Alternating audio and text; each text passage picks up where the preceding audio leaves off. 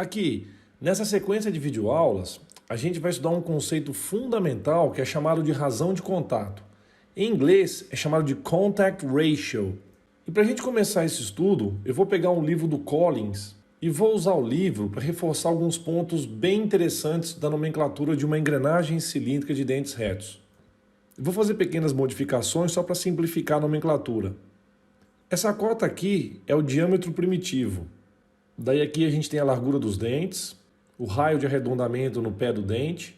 Aí a gente tem o passo circular, que é a distância medida no diâmetro primitivo entre um ponto e esse mesmo ponto em dentes consecutivos. Nessa ilustração, o ponto tomado foi o centro do dente, então você tem que medir a distância no diâmetro primitivo até o centro do dente consecutivo.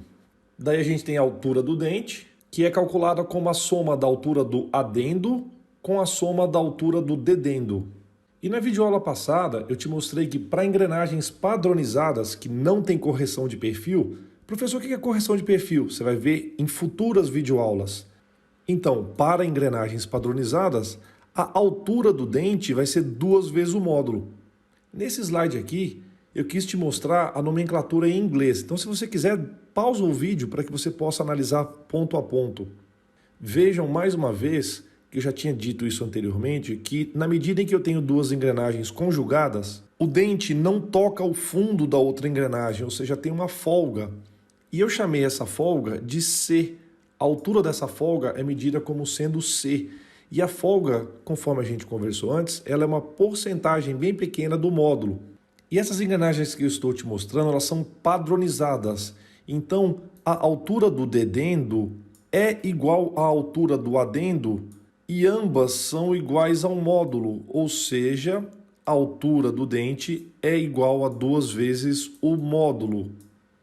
Eu fiz uma limpeza aqui para te mostrar. Olha só, essa aqui é a altura do adendo do dente dessa engrenagem cinza mais claro.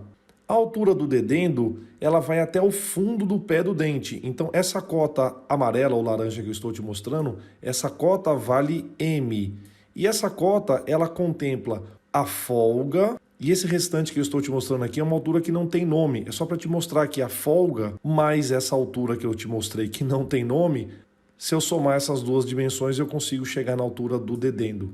A razão de contato representa um número médio de dentes que estão em contato quando tem o percurso do engrenamento. O percurso do engrenamento em inglês é chamado de meshing. A razão de contato ela acaba sendo uma medida da divisão da carga entre os dentes. Em literatura específica, a razão de contato é chamada também de grau de recobrimento. E aí a gente vai estudar o contato entre 2 dentes, porque para a gente calcular a razão de contato, a gente precisa entender profundamente o que acontece quando 2 dentes estão conjugados. E para fazer esse estudo, a gente tem que entender onde que o contato começa e onde que o contato termina. E é exatamente o que a gente vai fazer agora. Então pensa assim, por favor. A gente tem uma engrenagem embaixo e uma outra engrenagem em cima. E pelo fato da engrenagem de baixo ser menor do que a engrenagem de cima, a engrenagem de baixo é chamada de engrenagem pinhão e a engrenagem de cima é a engrenagem coroa. Nessa situação hipotética que eu estou criando, eu estou te afirmando que o pinhão gira no sentido horário. Então você vai concordar comigo que a coroa gira no sentido anti-horário. E aí, para facilitar o nosso estudo, eu vou definir com vocês alguns eixos matemáticos. Tem um eixo matemático que passa pelo raio das engrenagens e passa pelo ponto de contato. Esse eixo é chamado de eixo radial. Agora, perpendicular a esse eixo, passando pelo ponto de contato, a gente tem o eixo tangencial. O eixo tangencial é muito importante na definição do ângulo de pressão, e você vai ver isso daqui a pouquinho. Daí, para a gente estudar a razão de contato, eu vou desconsiderar a coroa e vou estudar somente a engrenagem que está embaixo, que no caso é um pinhão. Podia ser ao contrário, mas eu vou estudar, nesse exemplo, só a engrenagem que está embaixo. Então, turma, eu vou usar o livro do Shigley e vou retirar essa figura para ilustrar a definição e o cálculo da razão de contato. Esse aqui é o círculo do adendo da engrenagem que eu deixei de mostrar. Esse aqui é o círculo de adendo da engrenagem que eu estou mostrando, bem como esse é o círculo primitivo dessa engrenagem que eu estou apresentando, a engrenagem de baixo. Daí esse aqui é o eixo tangencial que eu comentei agora há pouco. Essa é a linha de ação. E aí a gente tem o ângulo alfa, que o ângulo alfa é chamado de ângulo de pressão. é o ângulo entre o eixo tangencial e a linha de ação. Esse ângulo alfa vai ser utilizado em uma série de cálculos e fórmulas que vão aparecer de agora em diante. Daí nós vamos estudar agora só um dente da engrenagem que eu estou mostrando, só um dente. A gente vai analisar os instantes que esse dente entra em contato, que é esse instante aqui, e o instante que esse mesmo dente deixa o contato, ou seja, ele para de fazer contato com a engrenagem de cima. Então vou fazer uma limpeza aqui para ficar mais fácil da gente estudar. O contato inicial do dente ocorre em A, eu chamei de A minúsculo.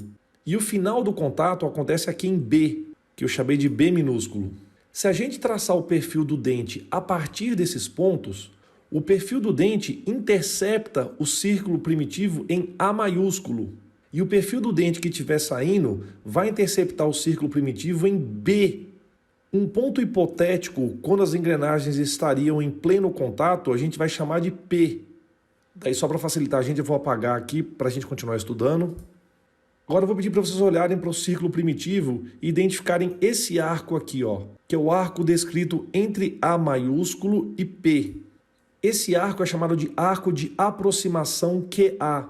Por sua vez, o arco descrito entre P e B maiúsculo é chamado de arco de recesso, QR. A soma do arco de aproximação QA com o arco de recesso QR é chamado de QT. Esse arco QT é chamado de arco de ação. O comprimento do arco de ação é chamado de LAB. Então, a razão de contato ε é definida pela divisão entre QA mais QR pelo passo circular. Ora, QA mais QR nada mais é do que QT, então eu posso expressar essa fórmula da seguinte maneira, QT sobre o passo circular.